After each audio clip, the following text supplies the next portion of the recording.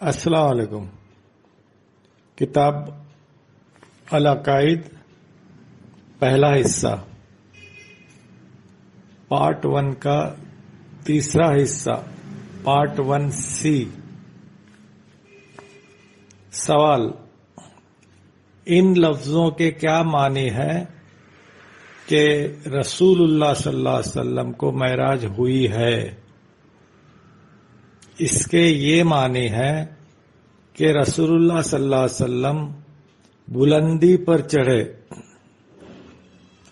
سوال: آپ کو کس مہینے میں اور کس تاریخ میں معراج ہوئی؟ ماہ رجب کی 26 تاریخ کی رات میں آپ کو معراج ہوئی۔ سوال: کیا حضرت صلی اللہ علیہ وسلم کو جسم کے ساتھ معراج ہوئی ہے؟ ہاں، جسم کے ساتھ معراج ہوئی ہے، اور اکثر صحابہ کا یہی مذہب ہے۔ سوال: معراج کا کیا قصہ ہے؟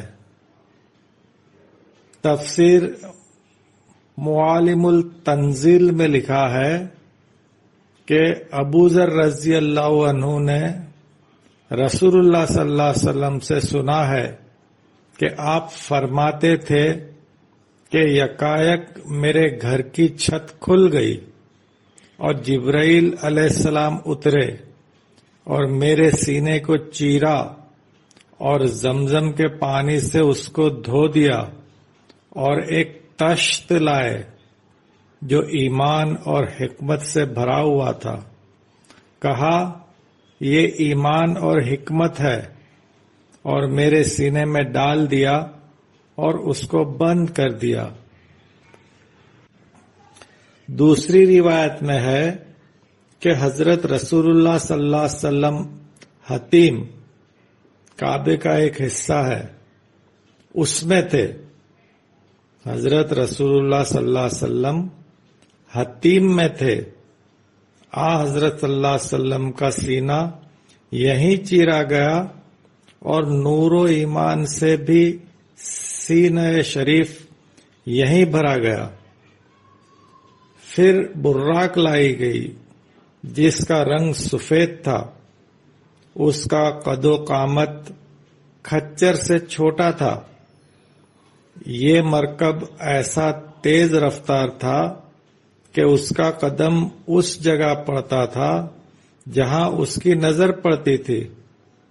حضرت رسول اللہ صلی اللہ علیہ وسلم فرماتے ہیں کہ میں براق پر سوار ہوا اور جبرائیل علیہ السلام کے ساتھ بیت المقدس گیا اور براق کو بیت المقدس کے اس حلقے سے باندھ دیا جس سے انبیاء علیہ السلام اپنی سواریوں کو باندھتے تھے، اور بیت المقدس میں داخل ہوا اور سب پیغمبروں کے ساتھ 2 رکعتیں پڑھی۔ پھر جبرائیل علیہ السلام نے میرے سامنے 2 کٹورے پیش کیے، جن میں سے ایک میں دودھ تھا اور دوسرے میں شراب تھی۔ میں نے اس کٹورے کو لے لیا جس میں دودھ تھا۔ جبرائیل علیہ السلام نے کہا کہ یا محمد، تم نے فطرت کو چنا ہے۔ پھر میں جبرائیل علیہ السلام کے ساتھ دنیا کے آسمان پر گیا اور آسمان پر پہنچا۔ وہاں آدم علیہ السلام سے ملاقات ہوئی۔ پھر میں جبرائیل علیہ السلام کے ساتھ دنیا کے آسمان پر گیا اور آسمان پر پہنچا۔ وہاں آدم علیہ السلام سے ملاقات ہوئی۔ میں نے سلام کیا، مجھے آدم علیہ السلام نے سلام کا جواب دیا اور مرحبا کہا، اور نبی صالح اور ابن صالح سے خطاب فرمایا۔ میں نے پوچھا، یہ کون ہے؟ جبرائیل علیہ السلام نے کہا کہ یہ آدم علیہ السلام آپ کے باپ ہیں۔ آدم علیہ السلام کے دونوں طرف 2 جماعتیں ارواح کی تھیں۔ جب وہ سیدھی طرف کی جماعت کو دیکھتے تو ہنستے اور خوش ہوتے تھے، اور جب بائیں اور کی جماعت کو دیکھتے تھے تو روتے تھے۔ میں نے جبرائیل علیہ السلام سے ان کی کیفیت پوچھی تو جواب دیا کہ سیدھے طرف کی جماعت کے لوگ اہل جنت ہیں اور بائیں طرف کی جماعت کے لوگ اہل دوزخ ہیں۔ پھر میں دوسرے آسمان پر گیا،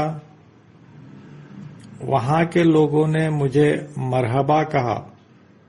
اس آسمان پر یحییٰ علیہ السلام اور عیسیٰ علیہ السلام سے ملاقات ہوئی۔ ان دونوں کو میں نے سلام کیا، انہوں نے سلام کا جواب دیا اور مرحبا کہا۔ پھر میں تیسرے آسمان پر گیا، یہاں کے لوگوں نے بھی مجھے مرحبا کہا اور خوشی ظاہر کی۔ میں اس آسمان پر یوسف علیہ السلام سے ملا، یہ بہت خوبصورت تھے۔ میں نے ان کو سلام کہا، یوسف علیہ السلام نے سلام کا جواب دیا اور مرحبا کہا۔ پھر میں چوتھے آسمان پر چڑھا، وہاں کے لوگوں نے مجھے مرحبا کہا۔ اس آسمان پر میں نے ادریس علیہ السلام سے ملاقات کی اور ان کو سلام کیا، جس کا جواب دیا اور مرحبا کہا۔ پھر پانچویں آسمان پر چڑھا، وہاں کے لوگوں نے مجھے مرحبا کہا۔ اس آسمان پر ہارون علیہ السلام سے ملا، ان کو سلام کہا، انہوں نے سلام کا جواب دیا اور مرحبا کہا۔ پھر چھٹے آسمان پر گیا، وہاں کے لوگوں نے مجھے مرحبا کہا اور موسیٰ علیہ السلام سے ملا اور ان کو سلام کیا۔ موسیٰ علیہ السلام نے سلام کا جواب دیا اور مرحبا کہا۔ جب میں آگے بڑھا تو موسیٰ علیہ السلام رونے لگے۔ ان سے پوچھا گیا کہ آپ کیوں روتے ہو؟ تو جواب دیا کہ محمد صلی اللہ علیہ وسلم کی امت کے لوگ میری امت سے زیادہ جنت میں داخل ہوں گے۔ پھر میں ساتویں آسمان پر گیا، یہاں کے لوگوں نے مجھے مرحبا کہا۔ پھر ابراہیم علیہ السلام سے ملاقات ہوئی، میں نے آپ کو سلام کیا اور آپ نے مجھے سلام کا جواب دیا اور مرحبا کہا، اور ابن صالح سے خطاب کیا۔ حضرت آدم علیہ السلام اور حضرت ابراہیم علیہ السلام کے سوا سب پیغمبروں نے آپ کو نیکوکار بھائی کہہ کر پکارا۔ رسول اللہ صلی اللہ علیہ وسلم فرماتے ہیں کہ پھر میں بیت المعمور میں گیا۔ جبرائیل علیہ السلام نے بیان کیا کہ یہ بیت المعمور ہے، اس میں 70,000 فرشتے ہر روز نماز پڑھتے ہیں، اور دوسرے دن یہ فرشتے نہیں آتے بلکہ دوسرے فرشتے آتے ہیں اور نماز پڑھتے ہیں۔ مطلب یہ ہے کہ جو فرشتے اس مسجد میں ایک بار آتے ہیں پھر وہ فرشتے دوبارہ نہیں آتے۔ یہاں سے سدرۃ المنتہا کے پاس گیا، اس کے پھل اور پتے بڑے بڑے ہیں۔ اس وقت سدرۃ المنتہا کو ایک چیز ڈھانپے ہوئے تھی۔ دوسری حدیث میں ہے کہ روشن پروانے اس پیڑ کو گھیرے ہوئے تھے، یہ سب فرشتے تھے۔ حضرت صلی اللہ علیہ وسلم فرماتے ہیں کہ اس جگہ مجھ پر میرے پروردگار نے وحی کی اور ہر روز 50 نمازیں فرض کی۔ جب میں اس کے بعد موسیٰ علیہ السلام کے پاس گیا تو موسیٰ علیہ السلام نے پوچھا کہ آپ کی امت پر کیا فرض ہوا ہے؟ میں نے کہا 50 نمازیں فرض ہوئی۔ موسیٰ علیہ السلام نے کہا کہ میں نے بنی اسرائیل کو شرعی احکام میں آزمایا ہے اور وہ بہت قوی تھے، مگر انہوں نے خدا کے احکام کی پوری تعمیل نہیں کی، اور آپ کی امت ضعیف اور کمزور ہے، ان سے اس فرض کی پابندی نہیں ہو سکے گی۔ آپ پھر خدا سے عرض کر کے ان نمازوں کو کم کرائیے۔ حضرت صلی اللہ علیہ وسلم پلٹے اور کمی کی درخواست کی. اس کے بعد 5 نمازیں کم ہو گئی. پھر حضرت صلی اللہ علیہ وسلم موسیٰ علیہ السلام سے ملے اور بتلایا کہ 5 نمازیں کم ہوئی. موسیٰ علیہ السلام نے کہا کہ پھر تشریف لے جائیے اور کم کرائیے. حضرت صلی اللہ علیہ وسلم پھر تشریف لے گئے اور نمازیں کم کرائی. غرض حضرت صلی اللہ علیہ وسلم نے موسیٰ علیہ السلام کی کوشش سے اتنی نمازیں کم کرائی کہ 5 نمازیں باقی رہ گئی.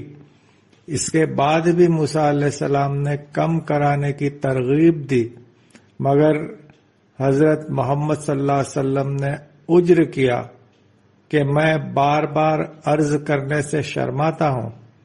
اس طرح 5 نمازیں حضرت رسول اللہ صلی اللہ علیہ وسلم پر اور آپ کی امت پر فرض رہیں.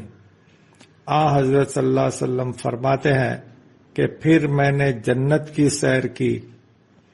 ابو دجانہ رضی اللہ عنہ سے روایت ہے کہ آپ اس جگہ سے بھی اوپر چڑھے تھے اور ایسی جگہ پہنچے تھے جہاں قلم کی آواز آتی تھی. اور حضرت انس بن مالک رضی اللہ عنہ کی روایت ہے کہ رسول اللہ صلی اللہ علیہ وسلم جب سدرۃ المنتہا کے پاس پہنچے تو آپ فرماتے ہیں کہ جبار میرے نزدیک ہو گیا، پھر اور پاس ہو گیا اور پھر مجھ پر وحی کی.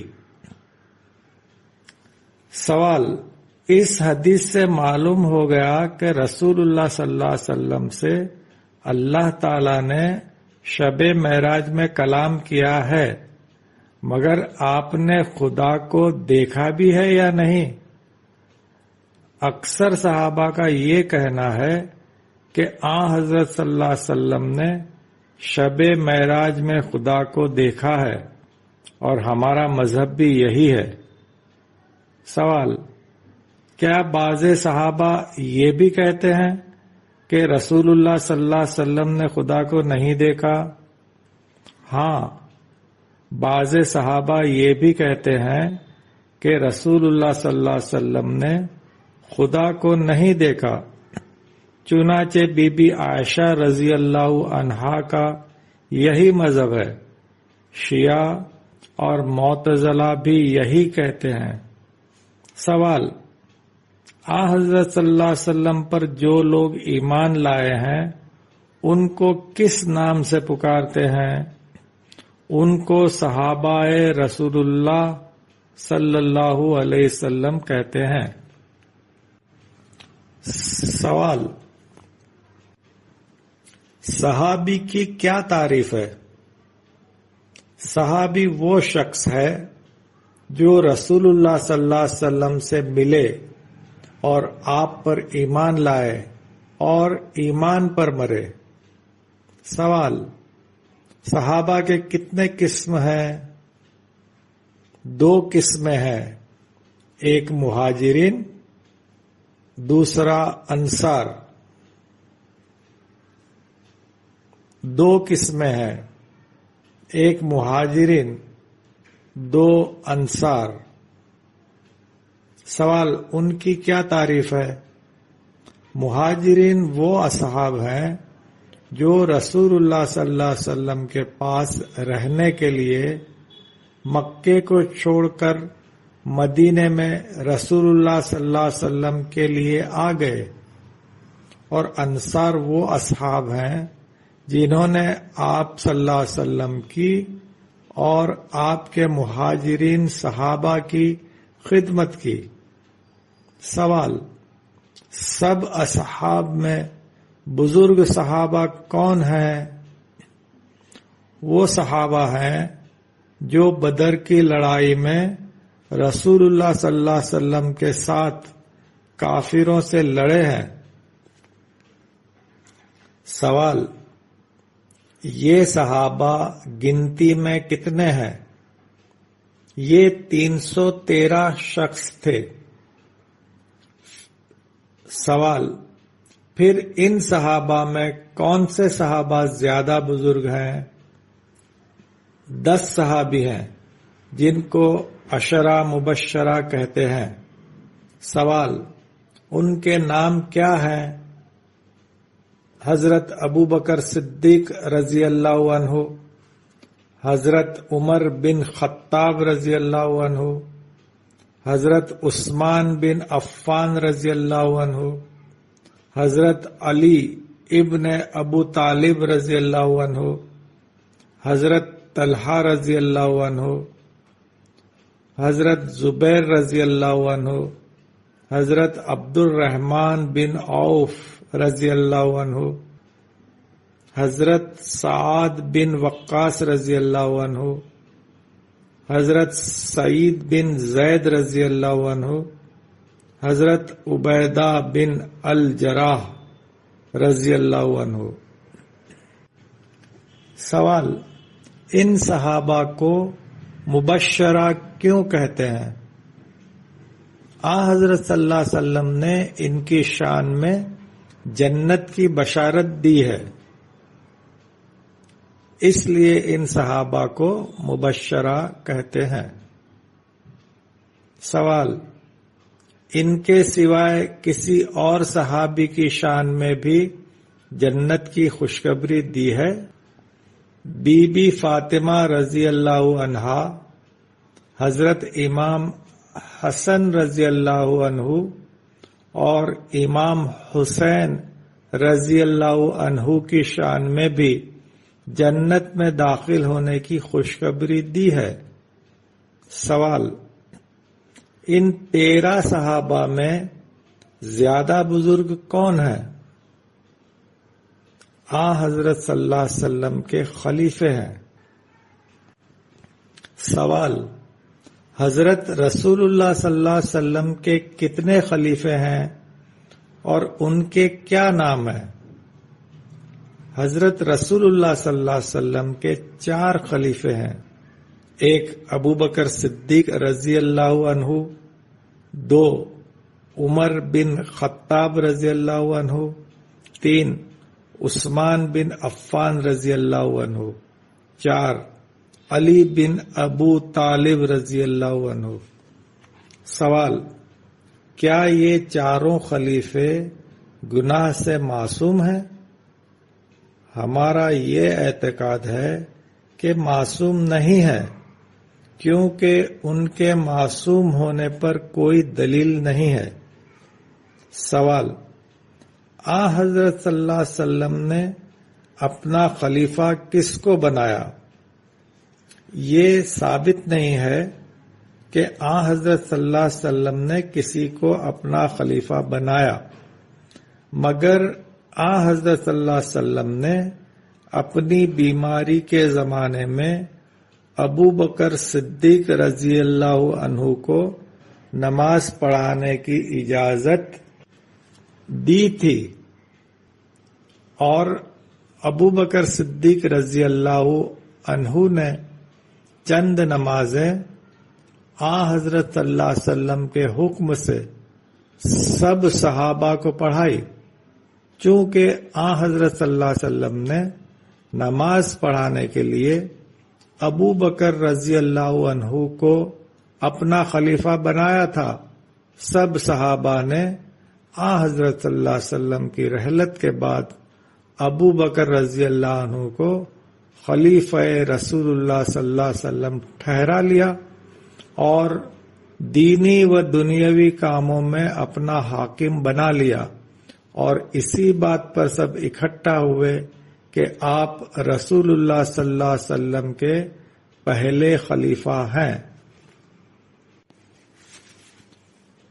سوال، ابو بکر صدیق رضی اللہ عنہ کے بعد کون خلیفہ ہوئے؟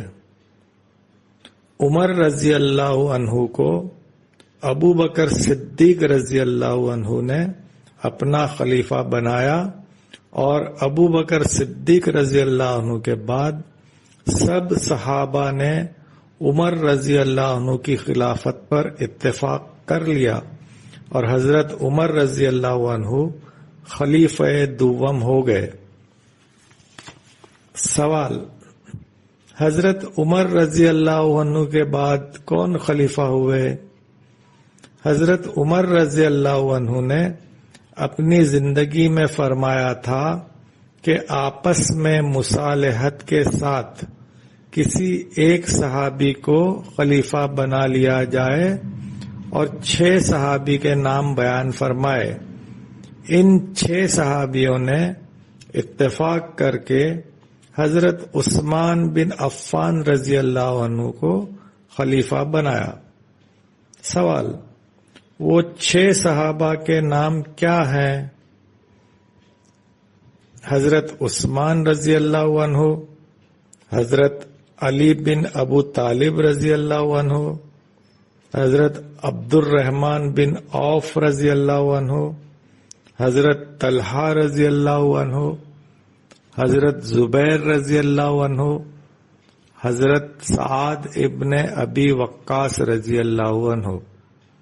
سوال: حضرت عثمان رضی اللہ عنہ کے بعد کون خلیفہ ہوئے؟ حضرت علی بن ابو طالب رضی اللہ عنہ خلیفہ ہوئے اور مکہ مدینے کے سب صحابہ نے آپ کے خلیفہ ہونے پر اتفاق کیا، مگر اس کے بعد بعض صحابہ حضرت علی رضی اللہ عنہ سے الگ ہو گئے اور بہت جھگڑے پیدا ہو گئے۔ سوال: بیعت کے بعد حضرت علی رضی اللہ عنہ سے جو صحابہ الگ ہو گئے ان کے کیا نام ہیں؟ طلحہ رضی اللہ عنہ اور زبیر رضی اللہ عنہ۔ سوال: ان کے الگ ہو جانے کی کیا وجہ تھی؟ حضرت عثمان رضی اللہ عنہ کے شہید ہو جانے کے بعد آپ کو جن لوگوں نے شہید کیا وہ حضرت عثمان رضی اللہ عنہ کے بدلے میں نہیں مارے گئے۔ سوال: کیوں نہیں مارے گئے؟ جنہوں نے حضرت عثمان رضی اللہ عنہ کو شہید کیا تھا ان کا پورا پتہ نہیں ملا، اگرچہ حضرت علی رضی اللہ عنہ نے ان کی بہت تلاش کی اور بہت کوشش کی۔ کن لوگوں نے حضرت عثمان رضی اللہ عنہ کو شہید کیا؟ سوال: کن لوگوں نے حضرت عثمان رضی اللہ عنہ کو شہید کیا؟ یہ مصری لوگ تھے۔ سوال: کیا یہی سبب تھا جو طلحہ رضی اللہ عنہ اور زبیر رضی اللہ عنہ حضرت علی رضی اللہ عنہ سے جدا ہو گئے؟ ہاں، یہی سبب تھا، اور معاویہ ابن ابی سفیان نے جو شام کے بادشاہ تھے اسی وجہ سے آپ کے ہاتھ پر بیعت نہیں کی۔